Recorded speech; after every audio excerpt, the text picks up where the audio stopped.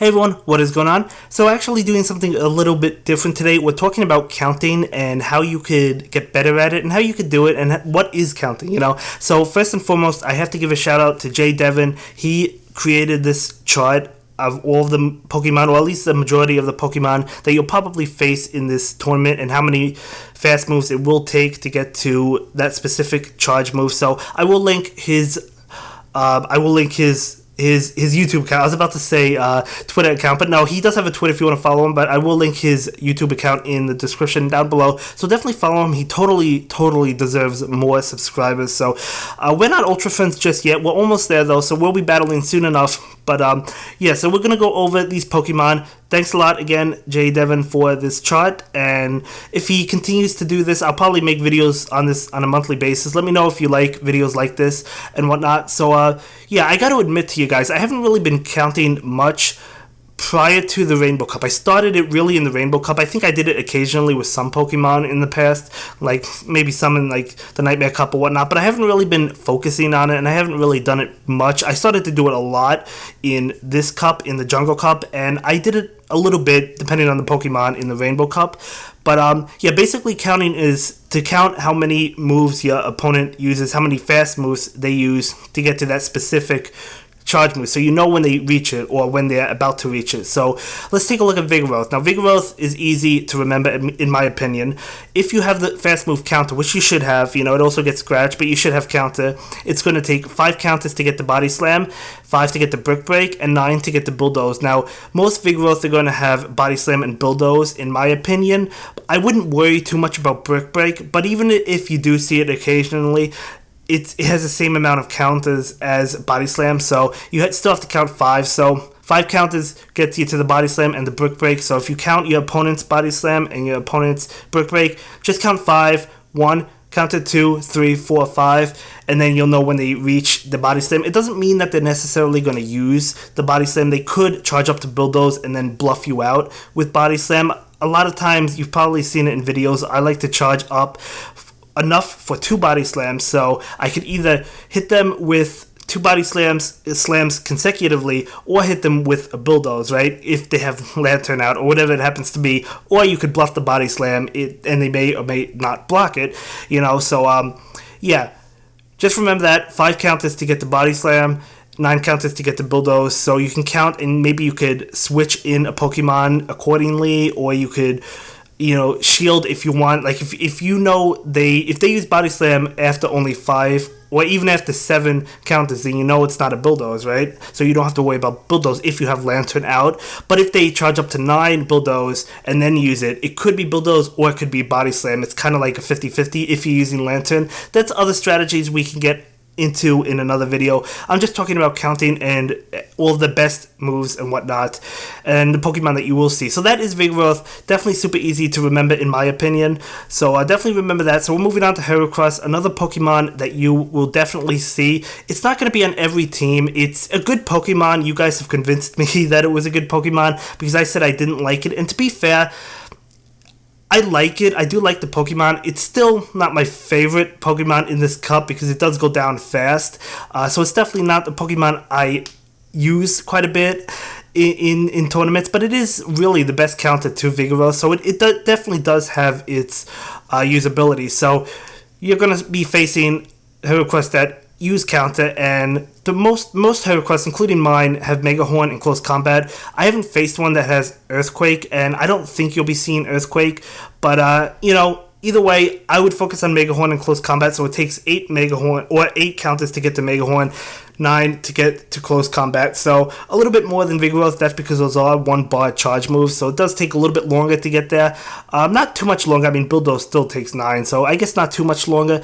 But yeah. So powerful moves though. They definitely really hit hard. They do a lot of damage, so just remember that. You'll be facing Heracross in your tournament more than likely. Some people won't have it. It's not going to be on every team, but you will face it. Vigoroth will be on every team.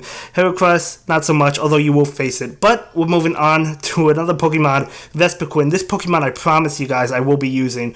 I will be trying out. Now, if you're like me, you cannot count for the life of you Bug Bite or Water Gun. I cannot count those moves, guys. I cannot count them. They're just just so fast and they're just very difficult to count. So I generally estimate about how much damage or how much energy they're up to or whatnot. It's very difficult to count. If you're able to do it, more power to you. But either way, it takes 12 Bug Bite to get to an X-Scissor and 20 to get to a Power Gem. So, it does take quite a bit of energy, but they are powerful moves. Like Bug Bite is a powerful move. Water Gun, once we get up to Lanturn, is a powerful move. So definitely powerful moves, and you'll be seeing these Pokemon. You'll be seeing Vespiquen, I'm sure of it. I might actually add Vespiquen onto my team, but first and foremost, I do want to try it out, which I haven't even used it, I don't think. I do have one. I do have a lucky one that I'll probably just power up. It's close to like the Great League anyway, so I'll probably just power that one up and just try it out. But it's definitely a solid Pokemon, and a Pokemon you'll see, and I've lost to this one quite a bit, I believe. So it's a strong Pokemon. It does have counters like everything else, but definitely a solid one. But we're moving on to Venomoth, and Venomoth, the move you'll be seeing is Confusion, and it has Psychic, Silverwind, and Poison Fang. So you'll probably be seeing Poison Fang, which is a legacy move, so it might be difficult to get, or Silverwind. Now, if I do decide to use Venomoth, which I probably will use it for fun, but if I do decide to use it, mine won't be having Poison Fang because I don't have a legacy one. So if I do use it, I'll probably just go with the Silverwind. Poison Fang is good because of how fast it charges up. It only takes 3 Confusion to get to, so that's crazy, guys. 4 Silverwind, right? So pretty fast charging Pokemon, so it's definitely a powerful one. It only takes 6 Confusion to get to Psychic if you choose to use Psychic, but I think Poison Fang and Silverwind will be the way to go, so I can't wait to try out this Pokemon. But so we're going to move on to Beedrill. So Beedrill with Poison Jab takes 7 Aerial Ace, 5 X-Scissor, and 8 Sludge Bomb. I currently have X-Scissor and Sludge Bomb. You might see Aerial Ace. I think Aerial Ace is good for like opposing Beedrill. But I feel like X-Scissor and Sludge Bomb, probably the ones you'll see. Sludge Bomb hits really hard. So does, X-Scissor, for 5 Poison Jabs, doing a decent amount of damage as well. So that's Beedrill for you. Definitely a solid Pokemon. So Raichu, another legacy Pokemon. Thunder Shock, which is the legacy move, and then Brick Break, Wild Charge, or Thunder Punch. So it's difficult to decide which ones you'll see here. All these moves are good, right? So I think I have Thunder Punch and Wild Charge on mine, but you'll probably see Brick Break and I want to say Wild Charge. Yeah, because it only takes 1 more Thunder Shock to get to compared to Thunder Punch, so definitely be hitting really hard, right? It's definitely a strong Pokemon. It's frail, so it's going to go down often, but it's a strong Pokemon, so you'll be seeing this one. I just don't have one with Thunder Shock, so you won't be seeing it from me because I don't have it, But if you do have the legacy one, use that. So we're going to jump into Magneton. Yes, Magneton, not Magnezone, Magneton, which does have Thunder Shock, Magnum Bomb, and Discharge. This is a legacy moveset, so I think a couple of these moves are legacy. I think both of them are. So if you're lucky enough to have one, this could be a solid option for you because it's frail, so it is squishy, but it's really strong. So it's going to pack a punch, right? With that Thunder Shock, charging up Magnum Bomb and Discharge. Charges up really fast, doing a good amount of damage, so I wish I had one. I've been trying to trade for one, but I haven't found anyone that had one. But Magnezone, I think, will be less relevant in this cup, but you still might see it, but it has Spark, Flash Cannon, and Wild Charge, so it's definitely a good Pokemon. I can counter a lot of Pokemon in this cup, like Noctowl. It does well against Noctowl, right? It even can do okay against Lanturn. It's going to lose to like the counter Pokemon like Heracross and Vigoroth, but it does well against a lot of other Pokemon. But I don't think you'll see this one. I think it's better to go with either Raichu or Magneton if you have them, or if you're talking another electric type, maybe Lanturn. But either way, we're going to move on to Alolan, Graveler, Rock Throw, and then it can get Rock Blast and Thunderbolt, which is what I have. It also gets Stone Edge, but 8 Rock Throws for Rock Blast, and then 11 for Stone Edge, and 11 for Thunderbolt. Now, it's either a toss-up between this and Alolan Golem, which has Rock Throw, Rock Blast, Stone Edge, and Wild Charge, so you could pick 2 of those. You would go with Rock Blast and Wild Charge, in my opinion. But so it's a toss-up which one you want. I don't know which one is better. I'm probably leaning towards, I don't know. I want to say Graveler because of its higher defense, but Golem has a better attack, so it's hard to say one or the other, right? Both are pretty good. So far, I have Golem on my team, but I might switch it out. But either way, they do take quite a bit of energy to get up to their charge moves, but they really hit hard, so, yeah.